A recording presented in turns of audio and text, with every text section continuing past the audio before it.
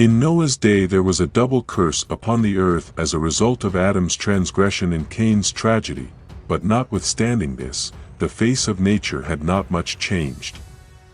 The land was still beautiful and rich with the gifts of God's providence. The hills were crowned with majestic trees that supported the foundations loaded with the fruit of life. The vast, garden-like plains were clothed in soft greenery and sweetened with the fragrance of thousands of flowers. The fruits of the earth were of great variety and of almost unlimited abundance. The trees surpassed in size, beauty and perfect symmetry the most beautiful of the present. The wood was of fine grain and hard substance, much like stone and only slightly less durable. In addition, gold, silver, and precious stones abounded. Humanity still retained much of its original vigor. Only a few generations had passed since Adam had access to the tree that was to prolong life, and the unit of man's existence was still the century. There were many giants, men of great stature and strength, renowned for their wisdom, with ability to project the subtlest and most wonderful works, but the guilt they incurred in unleashing iniquity was proportional to their skill and mental ability. They sought nothing more than to satisfy the desires of their proud hearts and daze themselves in scenes of pleasure and wickedness. Men eliminated God from their minds and worshipped the creations of their own imagination, and as a consequence, they became more and more degraded. The iniquity of the human race had become so deep and general that God could not bear it any longer and said, "I will erase the men whom I have created from the face of the earth." If men did not stop staining the world and its rich treasures with their sins, He would erase them from His creation and destroy the things He had so delightfully given them. He would take away the beasts of the fields and the vegetation that provided them with an abundant supply of food and transform the fair land into a vast vista of desolation and ruin. Years before the flood, the Lord, through a holy angel, communicated to Noah His purpose and ordered him to build an ark. While he was building it, Noah was to preach that God was going to bring a flood on earth to destroy the wicked.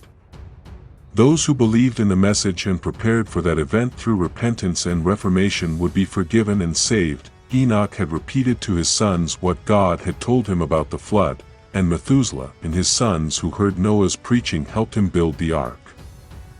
God gave Noah the exact dimensions of the ark and explicit instructions about all the details of its construction.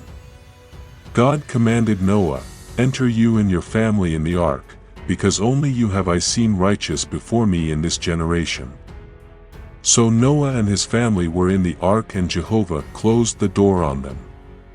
Dazzling lightning was seen, and a cloud of glory more vivid than lightning descended from heaven to hover over the entrance of the ark. The massive door that those inside could not close was slowly pushed back into place by unseen hands. Noah was left inside and those who had rejected God's mercy were left outside.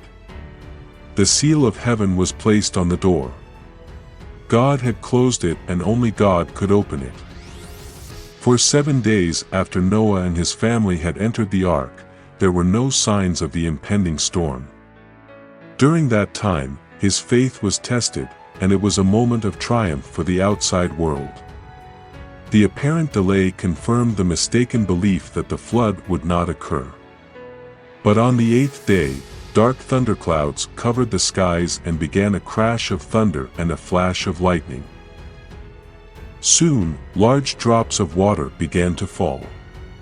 Never had the world witnessed such a thing, and fear seized the hearts of men. Then all the fountains of the great abyss were broken and the waterfalls of the heavens were opened. The water could be seen falling from the clouds like huge waterfalls. The rivers broke out and flooded the valleys, and torrents of water gushed from the earth with indescribable force. As the waters rose higher and higher, people fled to the highest mountains for refuge. In many places, men and animals could be seen fighting to establish footing in the same place, until finally, one and the other were swept away by the fury of the elements. Another storm approaches. Now, the earth will once again be swept away by the devastating wrath of God, and sin and sinners will be destroyed. Similar conditions prevail today. What is lawful in itself is carried to excess, and the appetite is indulged without restraint. The picture of the antediluvian world faithfully represents a copy of the condition to which modern society is rapidly reaching. As it was in the days of Noah, so it will be on the day the Son of Man is revealed. But the day of the Lord will come as a thief in the night. Then the heavens will pass away with a roar, the fiery elements will be thrown away, and the earth and the works on it will be burned up.